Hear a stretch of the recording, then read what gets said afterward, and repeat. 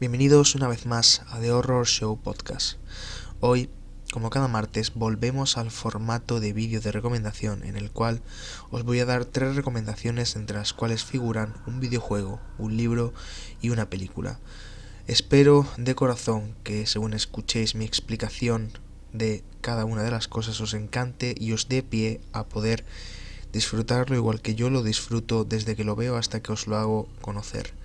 Y como siempre, para el final del vídeo hay una experiencia paranormal la cual a mí me dejó el vello de punta.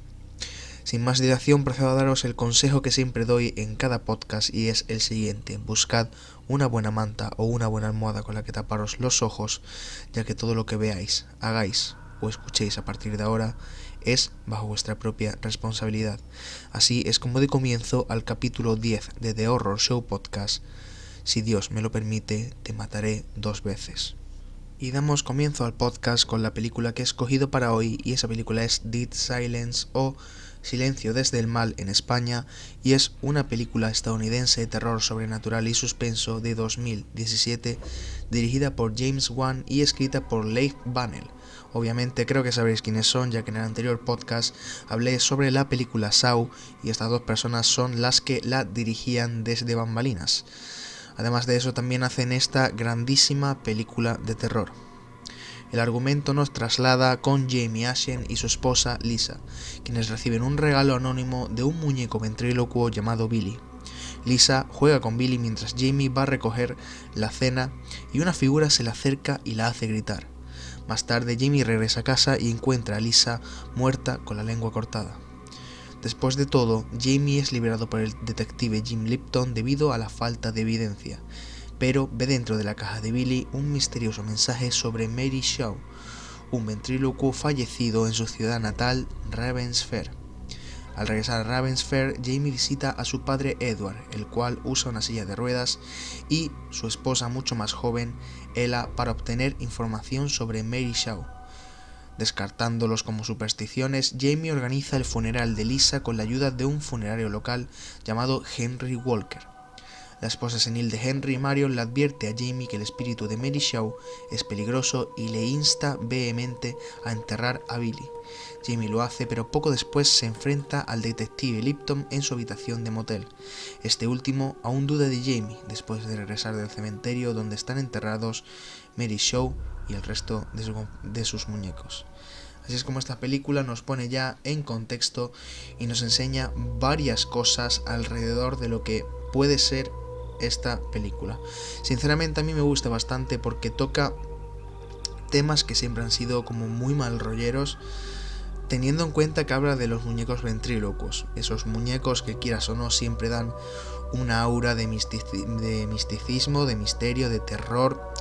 No suelen dar mucha confianza y desde luego si ves uno en tu cuarto a medianoche, desde luego no ayuda a conciliar el sueño, las cosas como son. Y dicho esto, antes de daros mi opinión total sobre la película, voy a proceder a daros algunas curiosidades sobre esta maravillosa película. Y bien, la primera curiosidad de Dead Silence es que esta película, como ya os he dicho antes, tiene los mismos directores y guionistas que Saw, como son James Wan y Leigh Whannell. Sin duda, 2 grandes mentes del cine de terror de estos últimos años y prácticamente esta última década. La siguiente curiosidad es que a pesar de ser una película de lo más clásica en el cine de cultura de terror pop, tuvo muy poco éxito en taquilla, ya que con un presupuesto de cerca de 30 millones de dólares apenas logró recaudar 20 millones a nivel mundial. A pesar de tener 2 grandes directores como James Wan y Leigh Whannell, esta película no llamó todo lo que tenía que llamar.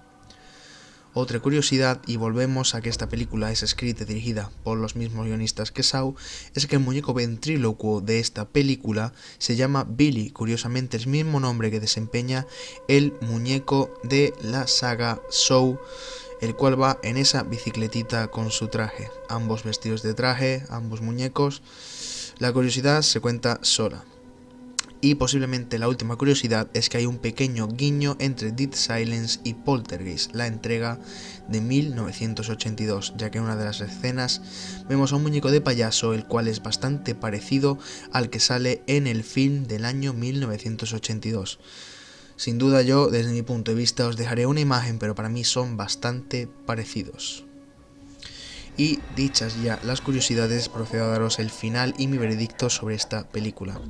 Para mí es una película que tiene, en ese punto de vista, es creo la única película.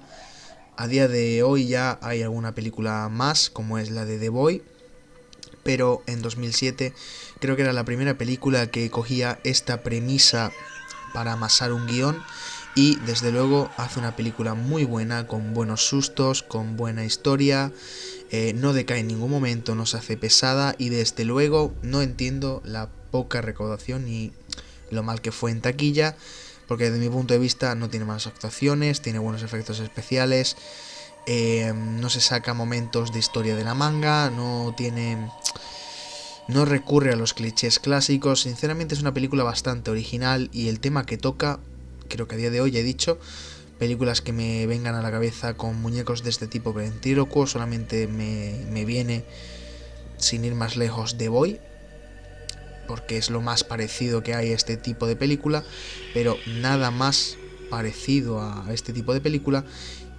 Y sinceramente, pues yo, si te gusta el cine de terror, si te gusta este tipo de cine de muñecos poseídos y ese tipo de cosas, recomiendo verla enormemente porque es una película, creo que apenas dura 1 hora y media, pero se hace muy corta, es divertida y es muy buena de ver. No es un festival de terror, pero sí que tiene sus puntitos y alguna que otra vez alguien que no está acostumbrado le puede hacer levantarse de la silla. Y dicho esto, paso ahora al libro que he escogido para este podcast. El libro que he escogido para el podcast de hoy es El retrato de Rose Mather. Y sí, como muchos creo que más o menos iréis enterándoos, es de Stephen King. Posiblemente no, mi escritor favorito. Y voy a poneros otra vez en situación. Sinceramente, la mayoría de libros que estoy últimamente dándoos no tienen demasiadas curiosidades, pero lo que sí voy a hacer cuando no tiene tanta curiosidad es daros una opinión un poco más extensa sobre lo que a mí me parece el libro. Y en este libro la sinopsis dice así: era como si el cuadro la hubiera llamado obligándola a detenerse, y al leer la inscripción del dorso, Rose Mather supo que tenía que ser suyo. El adorno perfecto para su recién estrenado hogar de mujer libre, porque tras años de maltratos, por fin Rosie Daniels había abandonado a su marido y emprendido una nueva vida en otra ciudad. Pero es imposible no dejar pistas, y Norman, el brutal policía con quien se había casado, inicia la caza sistemática e implacable de su mujer. Cada vez está más y más cerca, y Rosie advierte, no sin temor, que su única aliada es esa figura pintada en el cuadro que la invita a pasar a su lado de la realidad. Así es como este maestro del terror nos quiere meter en la piel de una mujer maltratada, la cual solamente trata de huir de su marido, el cual se convierte en un cazador tratando de hacerla pagar por abandonar el hogar. Sinceramente para mí es un libro brutal, pero voy a daros una opinión personal un poquito más extensa que esto y va hacia aquí. Como bien habéis dicho, la historia nos presenta a Rose Daniels, una mujer casada con un policía, y la imagen inicial es brutal, ya que nada más arrancar esta historia se nos presenta un cuadro en el que su marido Norman la golpea hasta que pierde a el bebé que esperan, solo para enterarnos luego de que la razón de todo eso es porque Rose estaba leyendo una novela policial de las que a él no le gustaban. Esto sirve no solo para que podamos enmarcar al tipo de personajes que son Rose y Norman, sino también para que nos demos una idea de cómo va a ser la novela. Son muy susceptibles a estos temas. Si sois muy susceptibles a estos temas, sinceramente recomiendo que no leáis el libro, porque hay ciertas escenas en las que la protagonista habla de los abusos que padece y son bastante fuertes. A mí al menos me ponen bastante mal cuerpo, pero si os gusta Stephen King es algo que tenéis que leer, pero para personas un poco más que tengan un poco más de ¿cómo decirlo? Si os cuesta no lo leáis, sinceramente. Seguimos, es que Rosie lleva años soportando ese tormento y finalmente cae en las garras de la costumbre. El abuso psicológico y las ideas que Norman le ha metido en la cabeza la mantienen en un estado de constancia del cual ella es imposible que escape. Su vida da un vuelco completo cuando una tarde, mientras su marido está en el trabajo, descubre una mancha de sangre en una de las sábanas. La realidad la golpea con violencia, sabe que no puede quedarse allí o morirá. Es entonces que, a pesar del miedo, coge sus escasas pertenencias, llevándose también la tarjeta del banco, y huye. Cuando Norman llega a casa esa noche y descubre que su mujer se ha marchado sin dejar rastro o haber mostrado señal alguna de sus planes, la poca cordura que le queda parece esfumarse por completo, transformándose en un despiadado cazador y dispuesto a utilizar todos los medios que su oficio le ha dejado para sumergirnos en una despiadada persecución en la que él solo quiere hablar con su Rose errante y quiere hablar de cerca con ella. A nivel general he de decir que la historia me gustó y bastante. No es de mis favoritos de Stephen King, pero sin embargo hay puntos en los que no puedes parar de leer. El hecho de que sea una persecución ya hace que la obra adquiera un ritmo constante, y King juega muy bien con los puntos de tensión y relajación de esta historia. Esto se ve bastante intensificado al tener dos puntos de vista. Si bien la novela está narrada en tercera persona, perseguimos en esta historia tanto a Rosie como a Norman. Las distintas partes están remarcadas por estilos de letras distintos, y al final se acaba dando un juego interesante con esto. Cuando uno está bajo una inmensa presión, ¿en qué punto la cordura se empieza a mezclar con la locura? Como dije antes, no es una novela para todos. Es sabido que King nunca escatima a la hora de que sus personajes violentos hagan de las suyas. Y si bien la novela toma una temática fantástica, no deja de tratar temas reales y que en muchos casos siguen siendo, por desgracia, muy actuales. La violación, la violencia hacia la mujer y el abuso de poder son algunos de estos casos.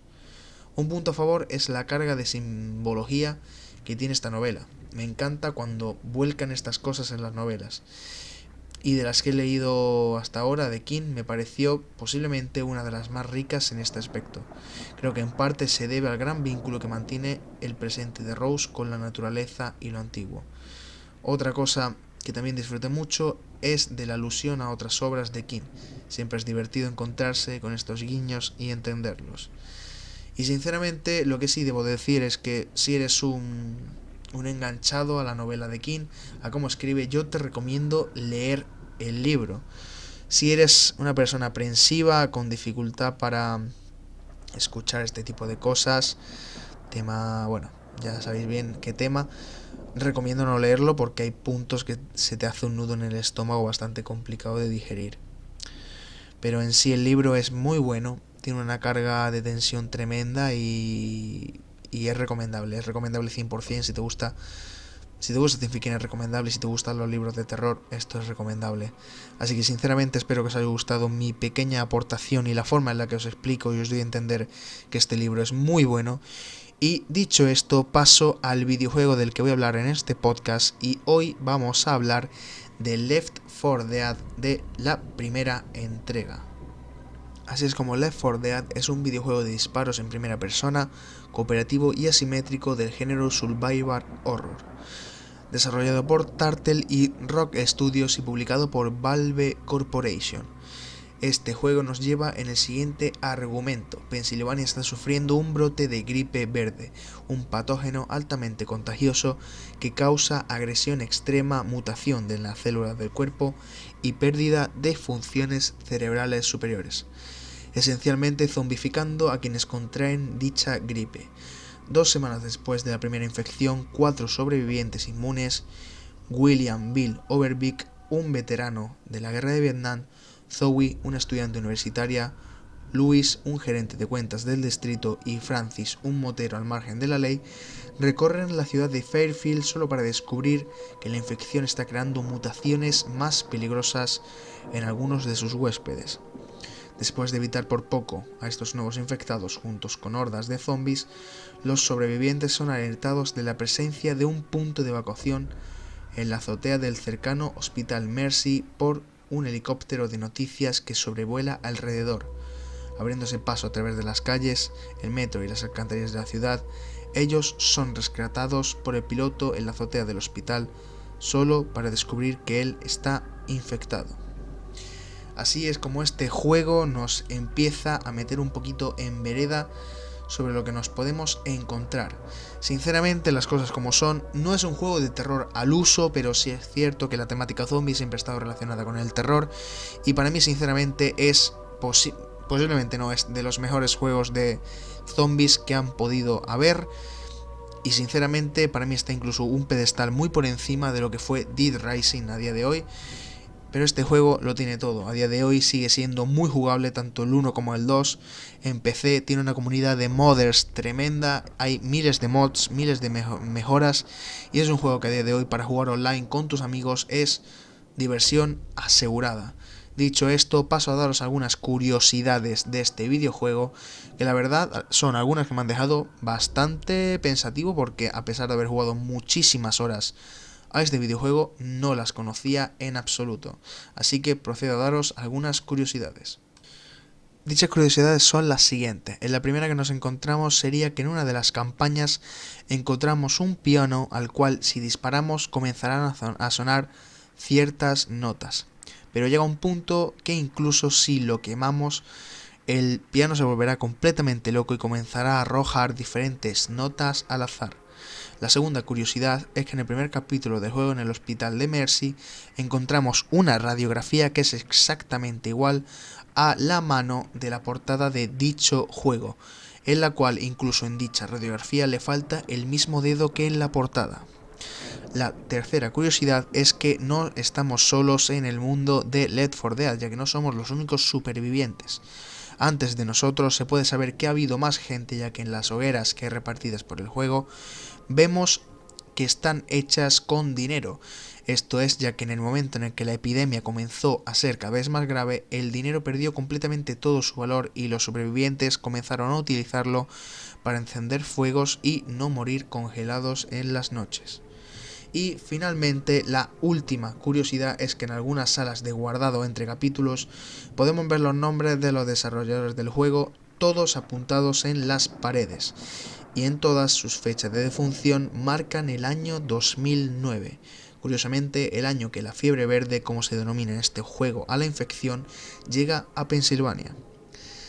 Dichas las curiosidades, solamente me queda decir que sinceramente si tenéis un ordenador, no hace falta que sea muy potente, un ordenador decente, tiréis el juego, lo probéis y lo modeéis, probéis a jugar online.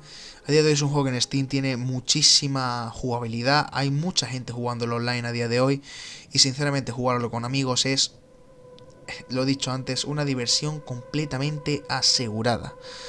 Dicho esto, paso al final del podcast donde, como siempre y como sé que os encanta, voy a daros una experiencia paranormal, la cual, como he dicho al principio del vídeo, a mí me dejó con el vello de punta.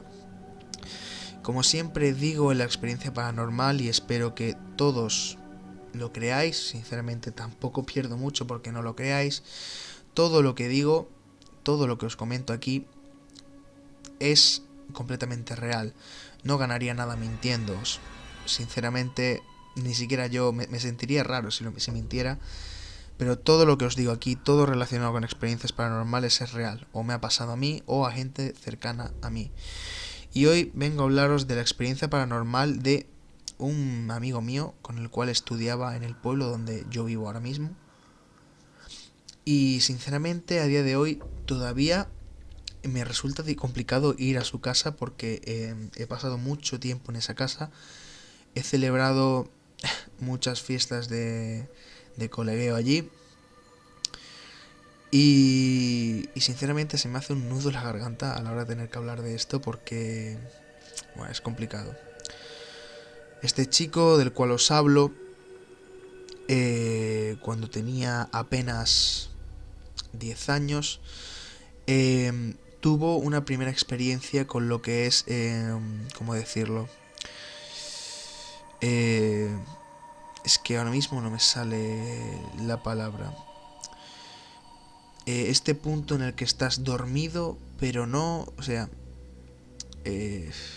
la parálisis del sueño, creo que era, sí, efectivamente. Tuvo una experiencia con la parálisis del sueño bastante rara, ya que ese día él me lo comenta así. Estaba durmiendo en su cuarto y escuchó la puerta de su cuarto abrirse. Sinceramente, en ese punto él no le dio en absoluto ningún tipo de preocupación, ya que habitualmente su madre solía hacer eso muchas veces por la noche para verificar que estuviera durmiendo. Sin embargo, notó cómo abrían la puerta y empezó a escuchar pasos hasta sentir que alguien se sentaba en los pies de su cama. En ese punto, él sintió, pensando que era su madre, abrió los ojos y lo único que se encontró delante fue la figura de un chico cruzado de piernas, sentado sobre la cama y observándole a él. Según comenta, no tenía en los ojos, tenía simplemente unas cuencas blancas. Y con la mano señalaba el armario que tenía a su izquierda. No paraba de señalarlo, no paraba de marcarle con la mano. Y según mi amigo, hubo un momento en el que parpadeó y no volvió a ver a ese ser. Solamente veía la huella en la cama donde había estado sentado. Sinceramente, es algo que me impresiona, porque él siempre lo ha catalogado como una experiencia de parálisis del sueño. Pero eso no podemos saberlo, ¿no? Es complicado porque no sabes nunca si es eso, si de verdad viste algo de otro mundo, si de verdad era algo que no tenía que estar ahí, eso nunca lo sabes. Y digo que me pone los vellos de punta hasta ese punto porque cuando yo recuerdo haberme quedado en esa casa a dormir más adelante, no con 10, 11 años, pero más adelante, recuerdo que la cama donde yo dormía estaba prácticamente pegada a ese armario. Y recuerdo pasar muchas noches en vela sin poder dormir allí, porque me sentía observado. Entonces, que hace tan poco me cuente esto, cuando yo he pasado tantas noches allí, ahora me hace sentirme no preocupado, pero sí te entra esa angustia por dentro de decir, muchos años durmiendo allí y muchos años sin saber que el sentirme observado posiblemente sería por lo que hubiera en ese armario, por lo que ese ser marcaba ese armario. Pero nunca lo sabremos, ¿no? Hasta aquí llega el capítulo 10 del podcast de hoy. Espero que os haya gustado tanto la recomendación como esta experiencia paranormal, la cual se autocompleta con mi pequeño testimonio. Y poco más que deciros. Estoy viendo que estáis dando un apoyo muy bueno al vídeo del caso de las niñas de Alcácer. Sinceramente creo que es un vídeo que me quedó bastante bien y doy mi punto de vista. Poco más que decir, espero que me estéis siguiendo en Instagram. Últimamente estoy siendo algo más activo en las redes sociales. Y sobre todo deciros que ya mismo creo que llegaremos a ser 150 personas en este canal. No es mucho, pero para un chaval que comienza es una alegría ver que hay 150 personas que siguen sus progresos. Y nada me hace más feliz que eso. Así que, como siempre digo, The Horror Show Podcast se despide.